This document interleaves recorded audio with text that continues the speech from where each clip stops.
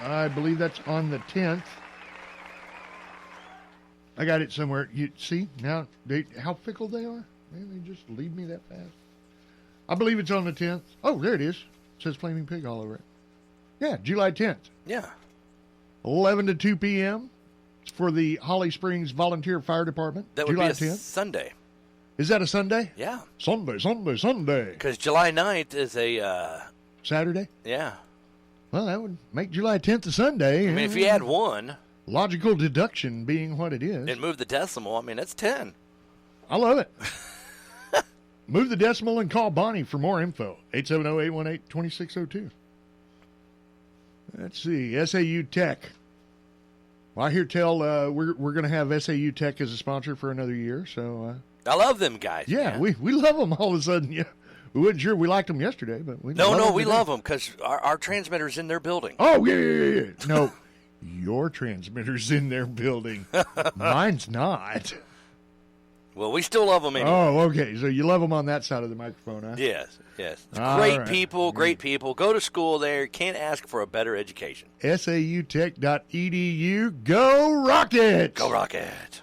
St. John's Place, 1400 Highway 7917, bypassing Fort Hudson, Washington Nursing and Rehab, 1411 Country Club Road right here in Camden. Find out what all services are available and what they can do for you online at WashingtonNursing.com or stjohnsplaceofarkansas.com. First Choice Family Care. Good morning, Dr. Smith. Good morning. How are you this morning? Amazing. You are amazing. She's an amazing Isn't she doctor, amazing? man. Hey, I'm on time too. And she's on See? time. I mean, See? when the sky is falling. I'm telling you. You want to tell them a little bit about First Choice Family Care? First Choice Family Care, your one-stop shop for all of your primary care needs. We're located at 476 Hospital Drive. You can find us online at myfirstchoicecare.com or follow us on Facebook. The phone number is 870-800-9002. Well, I couldn't have said that any better myself. I've said it a few times. Yeah, she grilled me on it. She's like, this is how you say it. No, she did not. OCMC's Chemical Dependency Unit reminding you that you're not alone. Addiction's a tough thing to get past. Make the choice to be a better you. Call them up, 870-836-1289 or 1-800-232-1289. All calls are confidential. Man, I don't care where you get the help. Just, if you're ready for help, get the help you need wherever you can find it. All right, seriously. Mitch Lowe's Body Shop. All accidents, large or small, Mitch Lowe's can handle it all. If you get put in the ditch, just call Mitch. 837-2560. Stories, Floor, and Carpet. 2004 Lorraine down in El Dorado, 870-862-9446. Quality you can count on since 1958. Everybody's Antiques down in El Dorado. They've got a bunch of them. I was there yesterday. Yeah, I was going to ask you, did you pick up your thermometer? Yes, and it works, too. It works? Yes. Oh, my. It's keeping current accurate temperature and everything. Do you have it here at the studio? No, I got it at the house. Huh.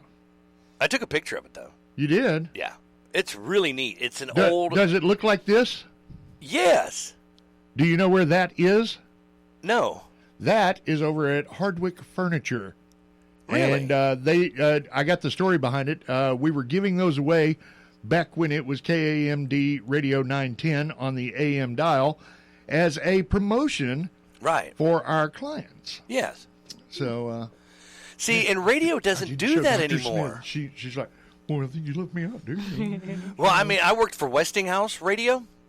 Oh, back cool. before CBS bought it. I couldn't talk Paul Hardwick out of his. He's like, no, you can't have that, man. I mean, you know how long it's been there? Like the wall is stained around it. Okay, I mean, so. But yeah, I worked for Westinghouse Radio long before CBS Radio took it over. Right. And so I actually have a Westinghouse promotional clock. That's the old kind. That's it's the hand clock, right? With the motorized hands, and it lights up in the back and everything, and it says Westinghouse on it. Try Westinghouse, and you'll never buy anything else. And pretty cool stuff, huh? They were selling Westinghouse radios, right? And I worked for Westinghouse Radio. So you stole from the prize closet? No, actually, I found it here of all things. Oh, really? Yeah, and this is when I was in our prize closet.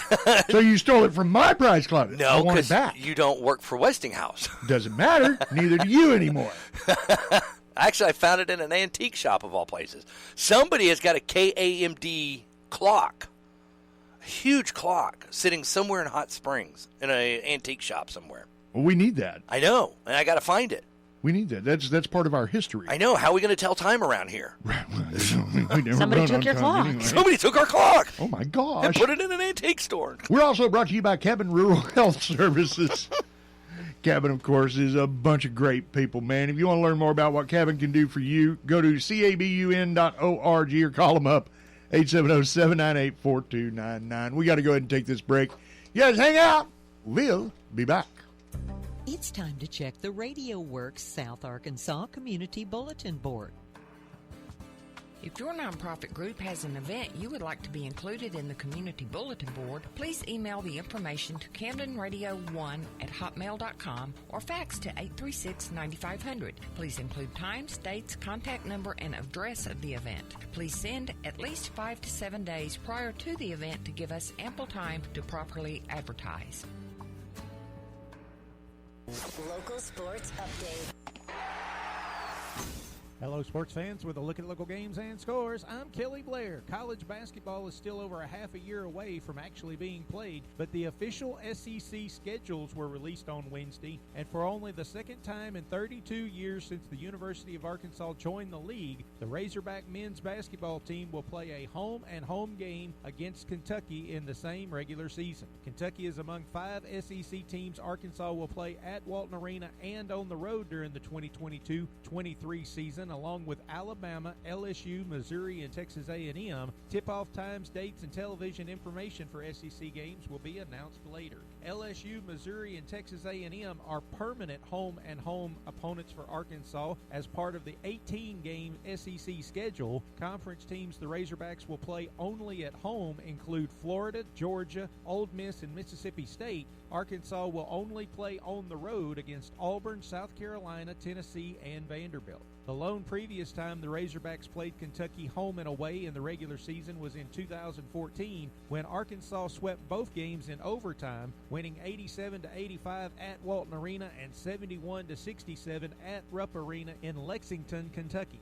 Eric Musselman, going into his 4th season as Arkansas's coach, is 32-20 in SEC games, including 26-9 the previous 2 seasons. Among the first-year SEC coaches the Razorbacks will face this year include Florida's Todd Golden, LSU's Matt McMahon, Mississippi State's Chris Jans, Missouri's Dennis Gates, and South Carolina's Lamont Paris. In other news, Arkansas Pulpwood was supposed to play against Nashville today in a doubleheader, but those contests have been canceled. Pulpwood's next games are now scheduled for Friday night versus El Dorado. That'll wrap it up for now. With your sports update, I'm Kelly Blair. I'm the best there is at what I do, and what I do is sports.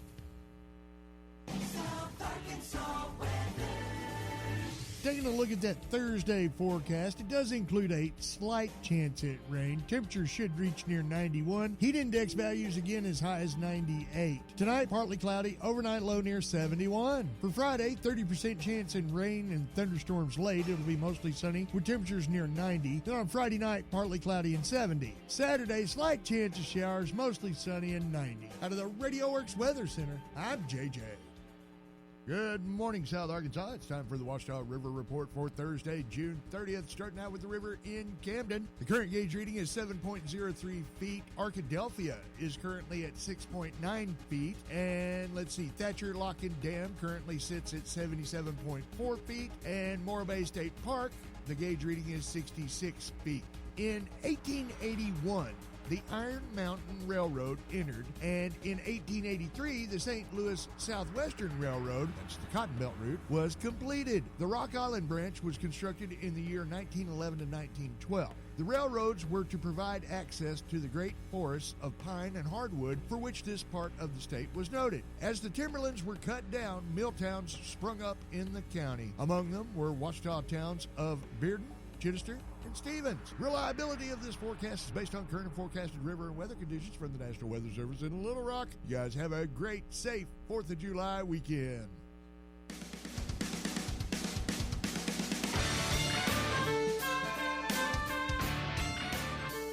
All right, we are back on the round table. You know, you never want to be a medical first, especially when it involves this part of the body. A 72-year-old man from Ohio recently became the first person ever diagnosed with a whistling scrotum. Yeah. That sounds interesting. It happened a few years ago, but the details were just published this month in the American Journal of Case Reports. And we didn't make up that term either, okay? That's an actual thing, okay? Just so y'all know. The title of the paper starts with the words, whistling scrotum. Here's what happened. The guy showed up at an ER after he noticed a hissing sound coming from, well, down there. He was also out of breath, and his face was swollen. So they did a CT scan and found a whole bunch of air trapped inside of his body. Yep. All right, the air had caused his lungs to collapse, so that's why he couldn't breathe. But why was he, well, whistling? Well, it turned out he'd suffered from chronic swelling below the belt and had surgery 5 months earlier to deal with it, but the incision didn't heal right, so there was still a very small open wound down there, and that was the only place the air could escape. Luckily, they inserted a bunch of tubes to drain the air from his body, and he was released 3 days later in good condition. But sadly, he kept having issues with air building up down there for the next 2 years, so they eventually had to remove both of his, well, anyway. That sounds so painful. That's how they dealt with it, was everything down there had to go. Oh, that sounds painful. Well, so Doc, that's never had happened to you? No, I don't whistle while I work. Yeah, it did bring something to mind for me, though. You know, what would be some of the other things that whistling scrotum could be the name of? You know, like a Celine Dion album? What about a wellness retreat in Canada? All right, you know, a collection of essays by Caitlyn Jenner? Oh, my. Well, I'm just saying, a golf course that recently hosted the U.S. Open. Oh, my God. Well, a lesser-known Native American character from Dances with Wolves. No, the memory care facility where you visit Nana. Here at Alzheimer's Furniture. Gotta hope not. Who could forget?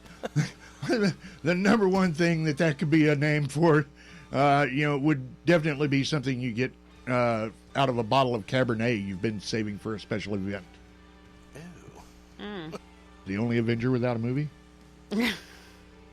A Hallmark Channel movie? No, right. I mean, they probably do have movies. It's just not where you can find them.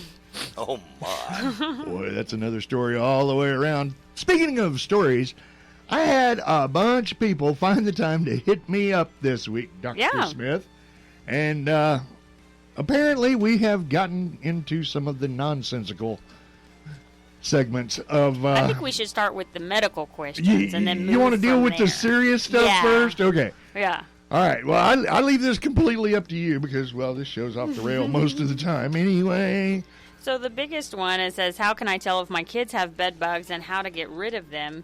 Bed bugs are a parasite that are dependent on bodies, human bodies. They cannot live without them. They don't live on the body. They live on the crevices around where our bodies tend to stay. So like in our beds or couches, they live in little crevices or, you know, pores or something, and they come out mainly at night and bite. And some people are very allergic to the bites and have a lot of skin reaction to them, but they're all itchy. They'll tend to be randomly spaced. They're about the size of a tick, and their offspring, the littler ones, can be like the size of a seed tick. And you'll notice them if you look. The diagnosis of bed bugs is finding them in the environment. And they're usually found after travel, or you stayed somewhere new, or you stayed with someone else, and then now that little guy hitched a ride back to your house, and now he's made a family of his own in your house. Hey, well, I can tell you, this actually happened to my daughter. Mm-hmm. All right, she was living with us, and you know, my young grandson had gone to visit the someone other else. side of the family. Yeah. And when they came back, I mean, you know, we didn't think anything of it. It was about a week later. And there's lots of bug bites right now, so if your kid has bug bites, I mean...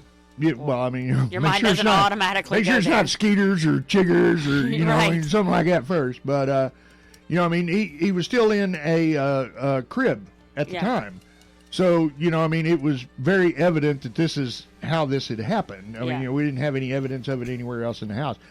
I pulled everything out of the house. I mean, we're talking everything. Yeah. Set it in the backyard, and then I went to spraying, and I believe we used an alcohol solution to go in and do this. If you have an infestation in your house, I would recommend getting pest control on board because they can be very hard to eradicate. But the biggest thing is noticing them as soon as possible.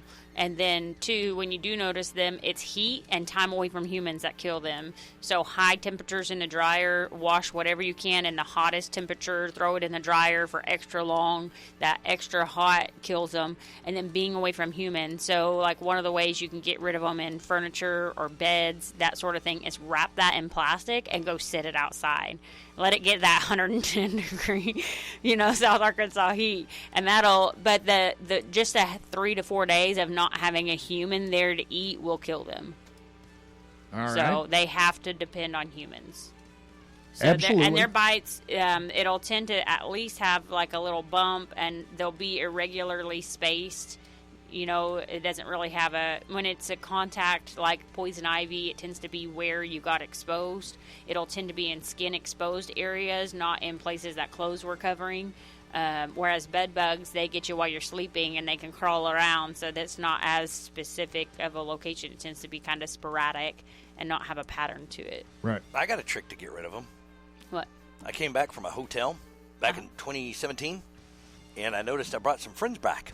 Oh. And it was a nice, snazzy hotel, too. Top of the line. And Well, it happens everywhere. yeah, it does. So when I realized that I had some new roommates, what I did is, man, did I do a lot of reading about these guys. Actually, they can last up to a year without food. And they said one of the things to do, especially when it comes to your mattress and your box springs, you get a thing for them that'll fit in there. It's a fitted sheet, and it closes, completely seals off. So that way, whatever you got that's already deeper inside, because they'll embed inside the mattress, not just on the corners and the edges Right. and stuff, but they can actually get inside the box springs. So now you're on a goose chase. So what you're doing is you wrap that around that, completely seals it off, and then that way whoever's inside stays inside, and then eventually they'll die off. Starve out. And then the ones that are on the outside, those are the guys that you battle. Yeah. The thing that I did, just from reading about how they move, feed, and reproduce and everything, I used their own stuff against them: food, sex, and alcohol. That is Doc Bryce at YesRadioWorks.com. Okay. So what I did is I understood how they eat. So what they're doing is they're like mosquitoes. They can sense carbon dioxide. Yes. So wherever they see carbon And dioxide, heat. they think They that's can also sense heat. and heat too. So they think that that's a food source, and so they go after it. One of the things you can do is you can use yeast, and you can actually use yeast to produce carbon dioxide and set traps for them.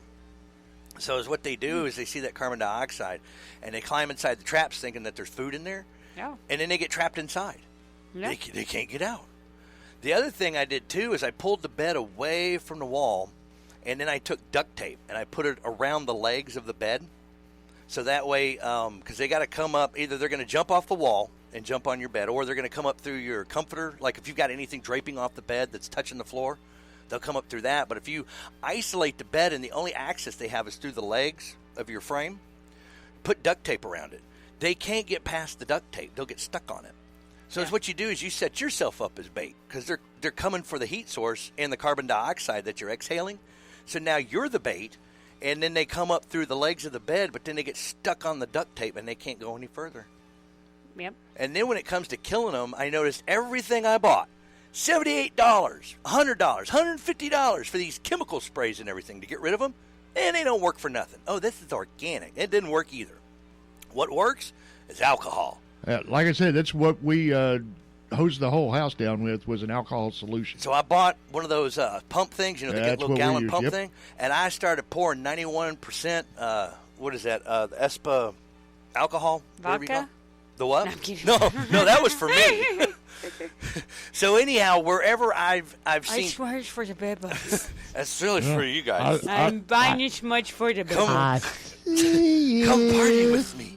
So anywhere where I found traces of them, that's where I sprayed. Anywhere that I saw them, I sprayed, and it'll kill them on contact. It'll kill their eggs, the little nymphs as well. And, it was just a killing party. So those were the 3 things that I did, and next thing I know, they were gone. So Yeah. the way I could tell that they were diminishing is I would check the traps, and I would see less of them in the traps, and then I would see less of them stuck on the duct tape, and it got to the point where I didn't see anybody anymore, and they were gone. Yep.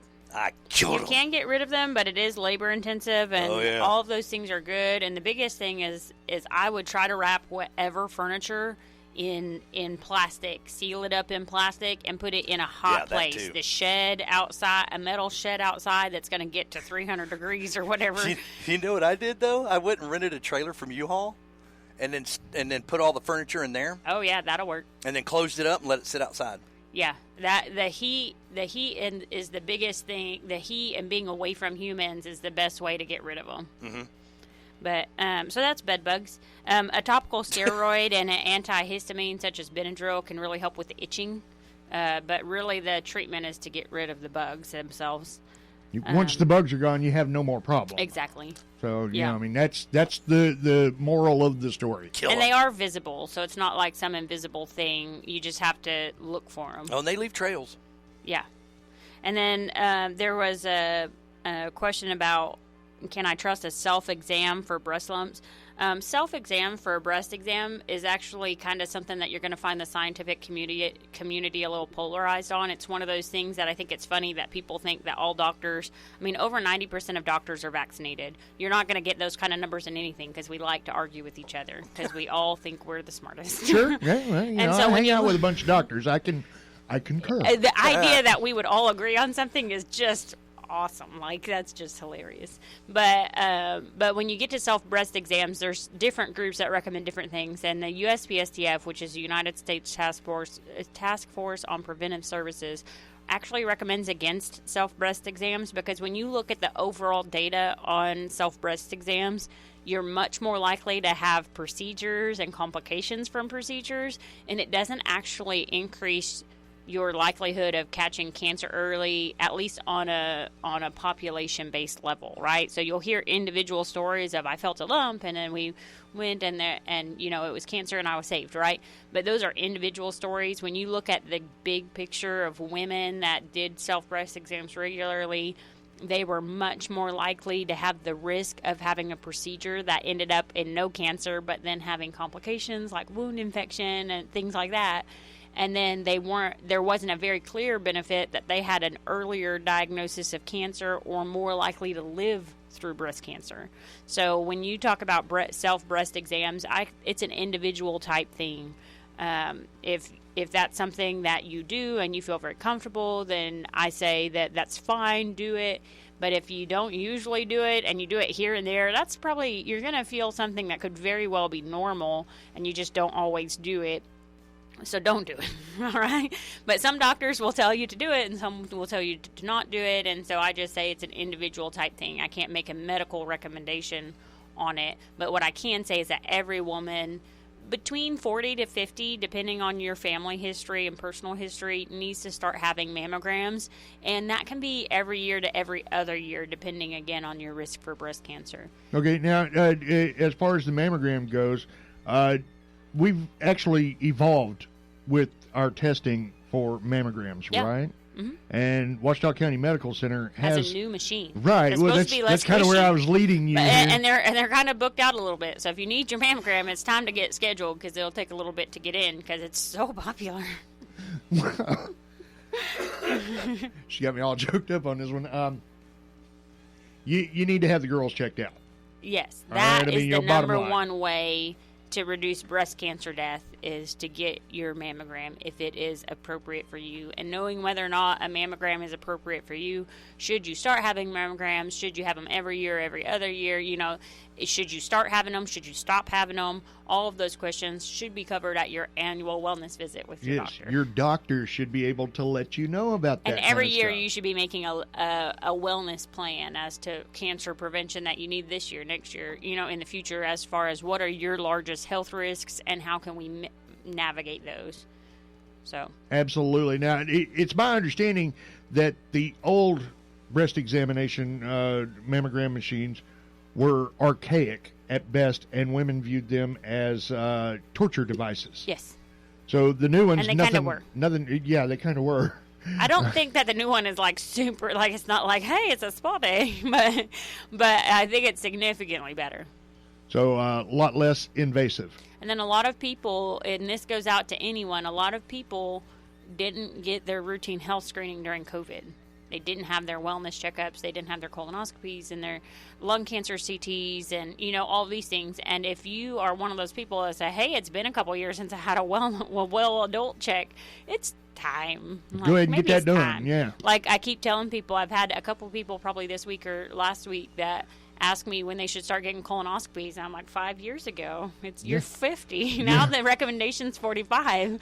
And that's where you been, Coach? But, and then knowing your risks. If you are a black man listening to this, you are more likely to die from colon cancer. Go get your colonoscopy. Like, know your risks. And we've got to try to be more aggressive when you have certain risks. Just like if you have a strong family history of breast cancer, you need to start at 10 years younger than your youngest relative. So if your mother had breast cancer at 40, you needed to start mammograms at 30 and every year. Right? So your that's family the only way that history, you're going to prevent exactly or catch in time so that you're not as affected by. Exactly. And so knowing what you're more at risk for and being more aggressive about controlling that risk. So get your annual one, and it's a great time because once fall comes, we'll start having the kids back to school. There will be filled up with child checks and trying to get things done before school. And so it's a great time right now to call your doctor and make that appointment for your wellness checkup. It's covered by your insurance. Some insurances even give you like a gift card if you get it done. I've had patients tell me they get as much as a $75 gift card for getting their wellness checkup. So check with your insurance carrier today. Yeah. And schedule your wellness visit today. Yeah. And if you don't have a doctor, call me up at 870-800-9002. We'll get you set up. Absolutely. What else we got on the list? I would say that on the talking about breast exams, there's another self-exam that some people do.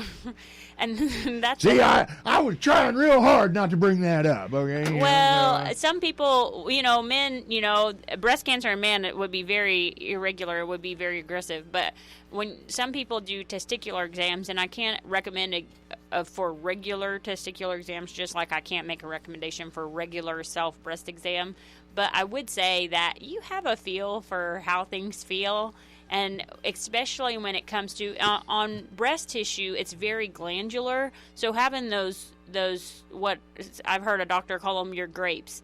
That it's like your grapes, you kind of know what your grapes feel like in that glandular tissue.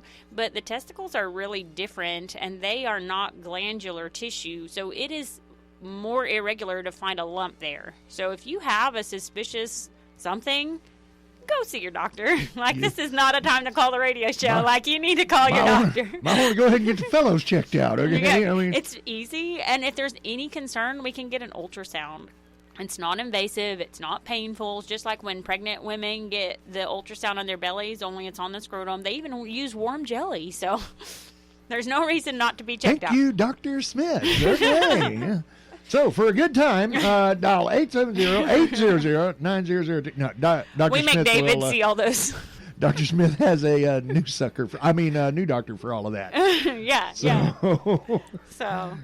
and then the last truly medical problem question on here is, why is my urine a strange color? And I would say that I don't know, and you should see your doctor. There's a lot of different reasons for a lot of different colors. Some supplements and different things can cause changes in your urine color. Certain medications can cause changes in your urine color. So if you started something recently, then that can very well explain that. But especially if you have like a dark tea color, that can mean muscle breakdown or blood in the urine. And obviously if you have blood in your urine, that's extremely concerning. It gets even more concerning if you're overweight, you're a smoker, or you have any kind of history of problems. But if you have a strange color to your urine, the moral of the story is you should probably drink more water. Everyone probably should. And then you should probably see your doctor. Well, it's going to vary, but most of the time it's yellow, right? And different colors of yellow, darker. If you're seeing dark yellow, it is not the time of year to be doing that. Like, drink more water. You need more water. You don't lose near as many electrolytes as people think. So all these sports drinks, blah, blah, blah, you need water. What if it smells like asparagus? Probably mean you ate asparagus. That is Doc Bryce, yet again, at yesradioworks.com. Okay. Yep. Any other questions you got, Doc, or did we cover that one for you? No, you got it, the asparagus. Yeah, I was wondering that because I was like, wow, that's weird. Now there's just the fun ones.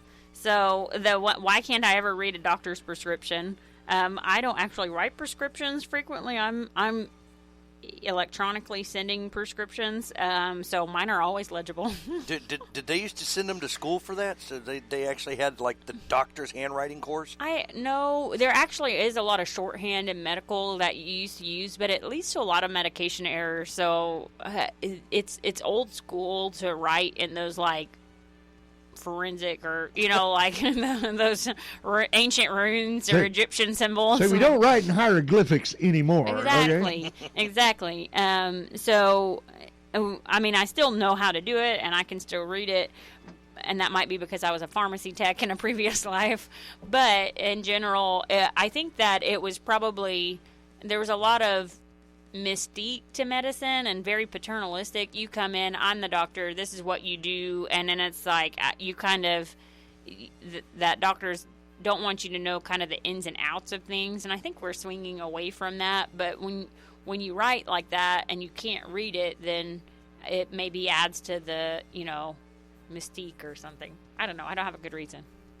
Okay. Laziness. So it's not in Latin on purpose or anything like that. Some of them are based on Latin, but yeah. Well, see, I'm old school. I remember when the doctor would give me a piece of paper, and nowadays you guys really don't do that often Occasionally anymore. I do. Well, he give you a piece of paper and you fill in the blanks? Yeah, well, I had this whole signature on it. I had this whole blank tablet, for a while. And, I mean, I've been open for 2 years now, and I've used 2 prescription pads. So.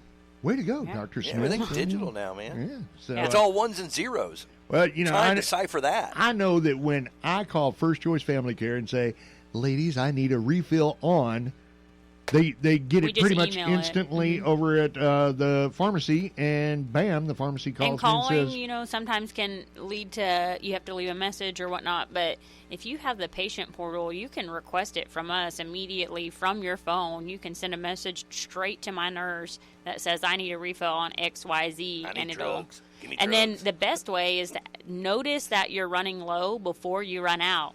So if you've got like 7 pills left in your bottle, it's time to call your pharmacy and ask for a refill. If it says 0 refill, and they'll send an electronic. I have to live with that, okay? I mean, I have a toddler, so I mean it's similar, but the Did you just compare me to a toddler?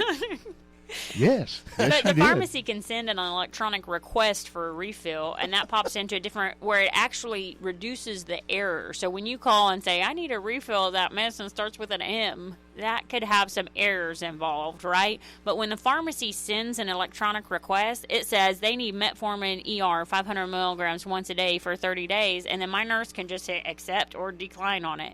And now you have the person that's providing that prescription asking specifically for what prescription you're needing at how much, and we can just send an electronic approving that specific signature on that. So it really reduces the error. I know it sounds kind of like a push off, like, oh, call the pharmacy, but it reduces medication errors, which is a significant health risk during the year, especially if you're on more than 5 medications.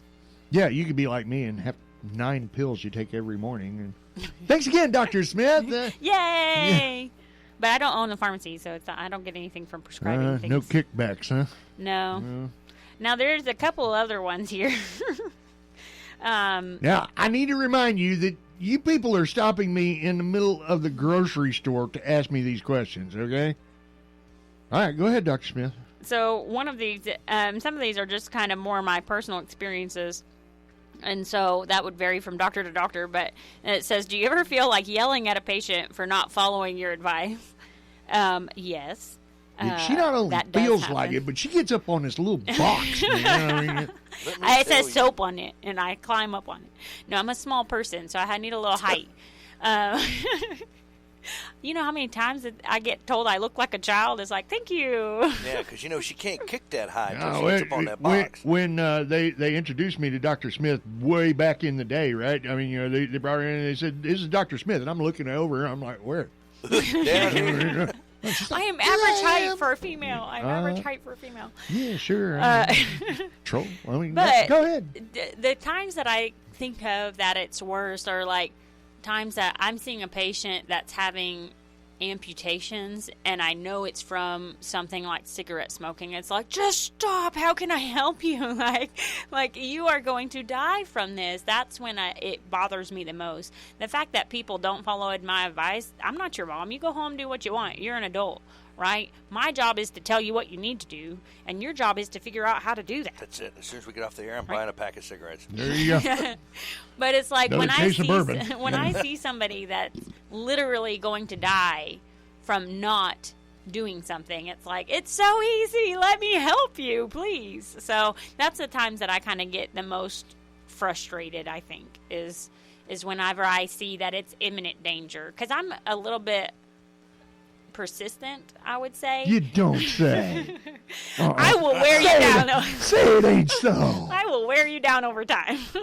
And if I think I have time, I'm leisure about it. I'm just going to tell you every time, hey, you think about stop smoking? Hey, you think about stop smoking? Hey, you think about stop smoking? I'm thinking about starting. Right?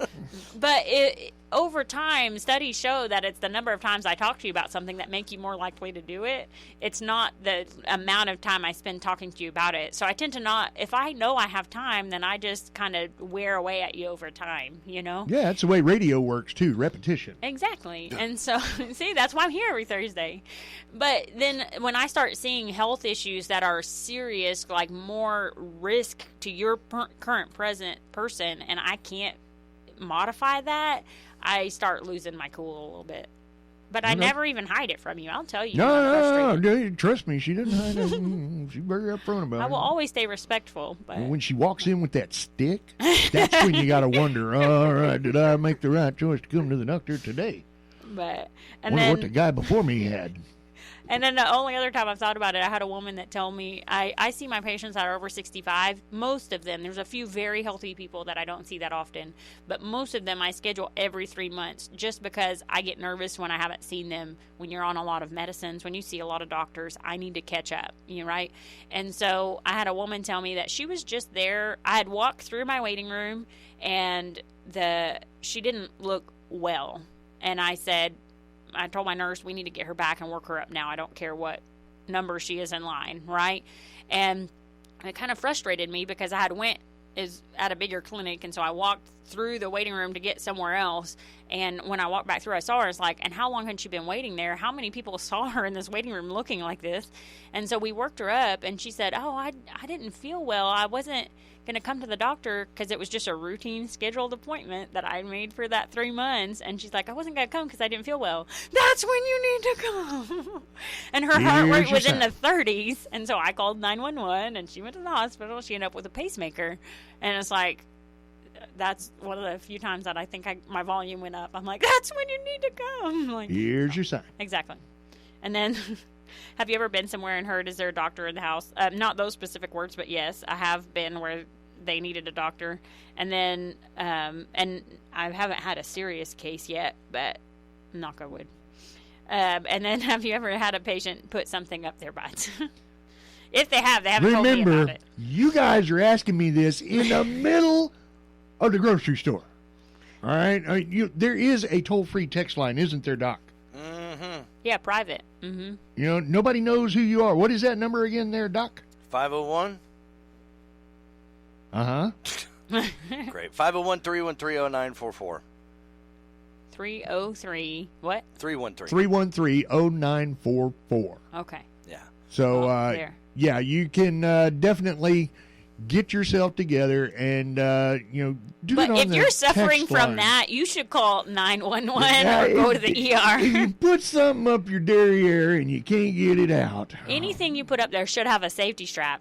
Yeah, Safety first, folks. And don't be calling information for... That's doctor approved, okay? Don't do anything. I mean, whatever your preferences are, your preferences, no one should make you feel bad for them. But, make sure it's got a retrieval device. We're not judgy, all right? Yeah. We're just judgmental, okay? So only when you do it unsafely. So, see? Well, but that tends to be more of an ER thing. It just ain't a party till a fire truck and an ambulance shows up. You know what I'm saying? There you go. That's the common definition. All right. Thank you, Dr. Smith. See, that's how we actually know it's a successful party. Nobody died, nobody got arrested, and nobody got pregnant. That's a successful party. Again, that is Doc Bryce at YesRadioWorks.com. So, thank you again, Dr. Smith. We appreciate you coming in. Was there anything else that we needed to cover? I was just going to talk to the listeners and say if there's something else you'd like to talk about. And one of the things that I was thinking about talking about next week is like alcohol safety, especially during the summer, and different things, especially if any teenagers are listening. But we want you to be responsible about this at all times. Yeah. And it's real easy when you're out in the crowd or in the party zone or whatever to overdo it.